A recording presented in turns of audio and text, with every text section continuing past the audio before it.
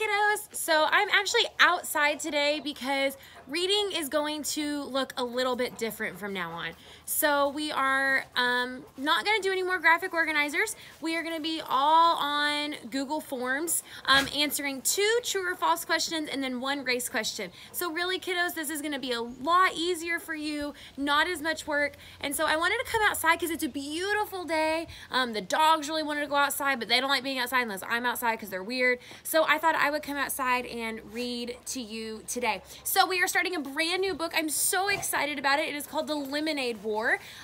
Now you got a taste of the Lemonade War last year when you were 3rd graders because you got to see the 4th graders who are 5th graders this year sell their lemonade. Now I know I'm bummed out that we don't get to do lemonade stands, but we do still get to enjoy a really good book, and maybe it'll inspire you to make your own lemonade stand. So today, what the question is going to be, the race question today is going to be, do you think Jesse and Evan, who are the main characters of our story, they're siblings, they're brother and sister, do you think they have a good relationship? Okay, and you're going to pull some text evidence to tell me, yes, they have a good relationship, or no, they don't have a good relationship. So that's what I want you listening for today. Do you think Evan and Jesse have a good relationship? All right, kiddos? So get your book. We are on page 1, and you'll see that this chapter is called Slump. And what we're going to see throughout this series is we're going to learn some things about economics, about spending money, about business, okay? And so it gives us the definition of slump. It says a drop in the activity of a business or the economy. So kind of honestly, kiddos, what's going on right now? There's not as many people out shopping, and so the economy's kind of tipping, and it's called a slump, right? Because everyone's staying home, everyone's in quarantine, and so we're not out spending the money at restaurants or movie theaters or, you know, where we would normally be. You know, Miss Megan likes to go to Target, right? Miss Megan likes to go to Starbucks. Well, I can't go to those places right now, right? So there's a little bit of a slump or a decline in the economy. All right, chapter 1, slump. Evan lay on his back in the dark, throwing the baseball up in a straight line and catching it in his bare hands. Thwop, thwop. The ball made a satisfying sound as it slapped his palm. His legs flopped in a V. His arms stretched up to the ceiling, and the thought that if he missed, he'd probably break his nose made the game just interesting enough to keep going. So he's laying down on his belly, right, and he's throwing the ball straight up in the air. And if he knows he misses, that ball's going to come straight down and smack him right there, right? Baseballs are hard, right? If you've ever gotten hit with a baseball, you know that feeling, okay? Got a funny hair. Hang on. There we go. On the floor above, he heard footsteps, his mother's, and then a long, loud, scraping, groaning sound. He stopped throwing the ball to listen. His mother was dragging something heavy across the kitchen floor, probably the broken air conditioner. A week ago, right at the beginning of the heat wave, the air conditioner in his mother's attic office had broken. The man from Sears had installed a brand new one, but left the old one sitting right in the middle of the kitchen floor. The Treskys had been walking around it all week. And we see Treskys is capitalized, so we're going to assume that that's Evan's last name. That's his family's last name, right? Scrape! Evan stood up. His mom was strong, but this was a 2-person job. Hopefully, she wouldn't ask him why he was hiding in the dark basement. And hopefully, Jesse wouldn't be in the kitchen at all. He'd been avoiding her for 2 days now, and it was getting harder by the minute. The house just wasn't that big. Evan had his hand on the railing when the scraping noise stopped. He heard footsteps fading to silence. She'd given up. Probably the heat.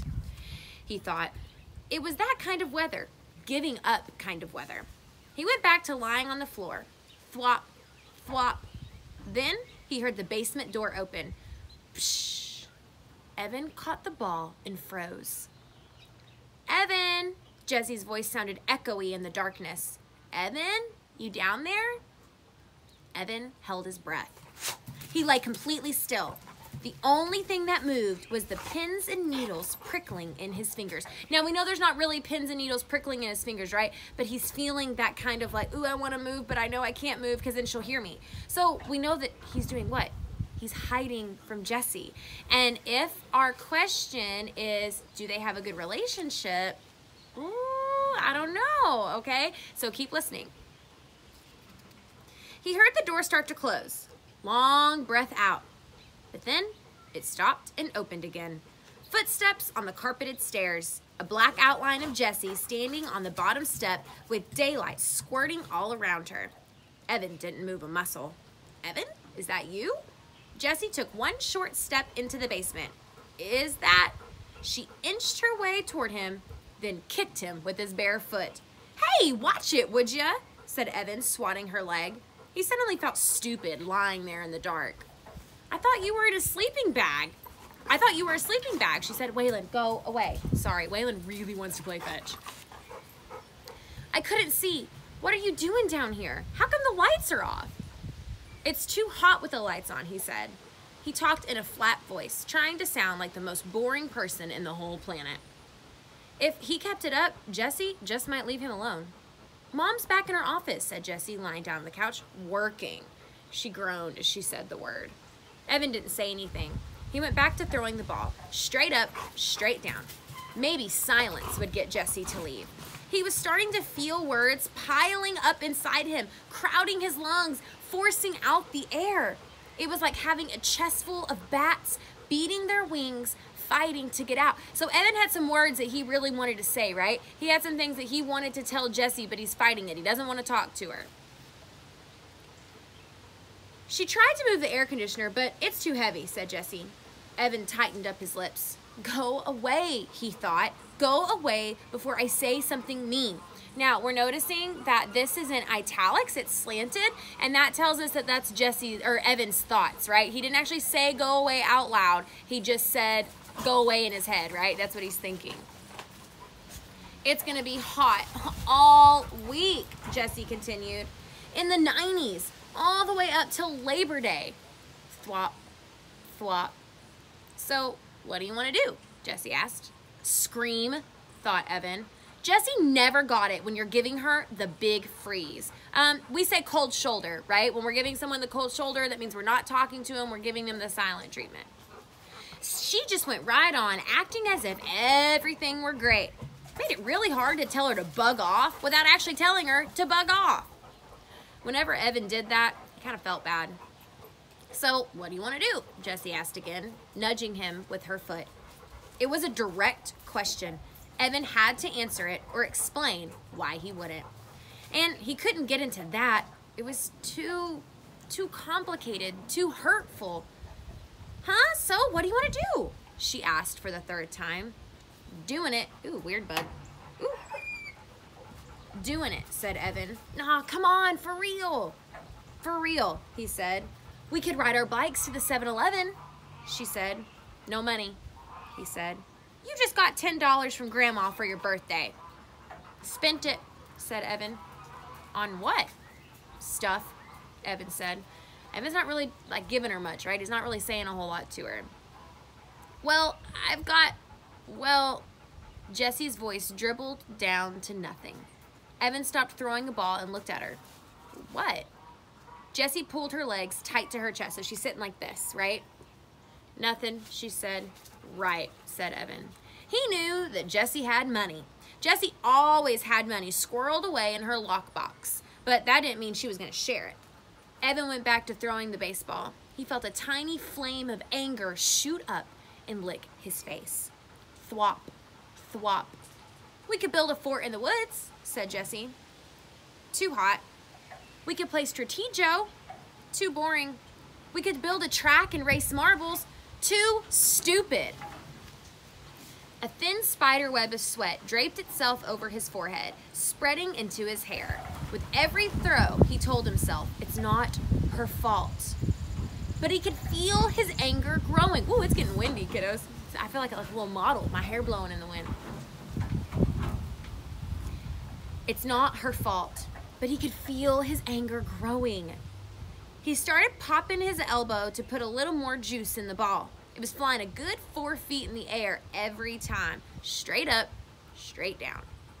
Pop, thwop, pop, thwop. The bats in his chest were going nuts. What is the matter with you? Asked Jessie. You've been so weird the last couple of days. Oh man, here they come. Talking about the bats in his chest, right? The words that he wants to say that he knows he can't say. He says, oh man, here they come. He can't hold it back anymore. I just don't want to play a dumb game like Stratego. he said. You like Stratego. I only picked that because it's your favorite game. I was being nice, in case you hadn't noticed. Look, there are only 6 days left of summer, and I'm not gonna waste them playing a dumb game. Evan felt his heartbeat speed up. Part of him wanted to stuff a sock in his mouth, and part of him wanted to deck his sister. It's a stupid game, and it's for babies, and I don't want to play a stupid baby game.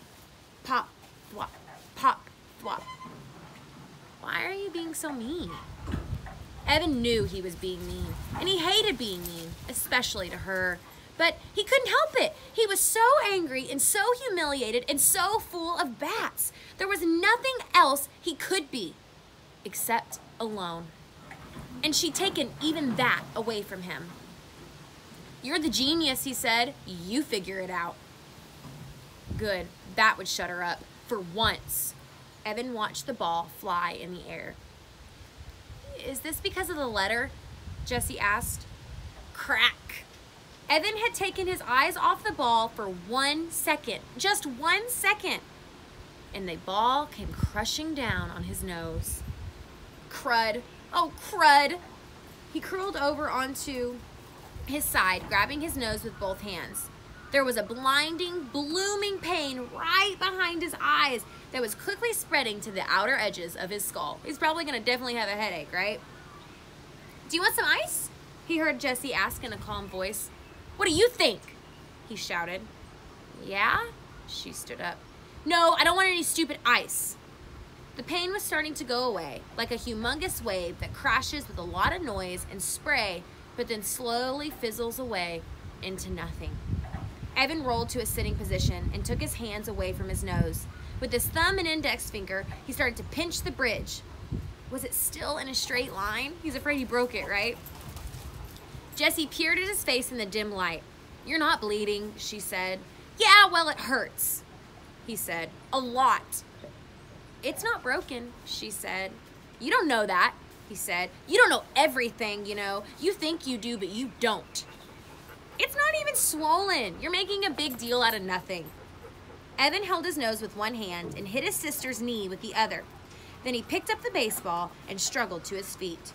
Leave me alone. I came down here to get away from you, and you just had to follow. You ruined everything. You ruined my summer, and now you're going to ruin school. I hate you. When he got to the bottom of the steps, he threw the baseball down in disgust. Thud. All right, kiddo, so our question is, do Jessie and Evan have a good relationship, okay? I think you could probably have the answer to that, but remember, you're going to use race. There's going to be an anchor chart on Facebook, on Google Classroom, that reminds you how to do race. I'm even going to put a mini lesson on Google Classroom reminding you how to do race. So you're going to answer 2 true or false questions, just true or false, and then you're going to answer that question with race. Do Evan and Jessie have a good relationship? I miss you guys. I can't wait to see your answers. Please holler at me if you have any questions.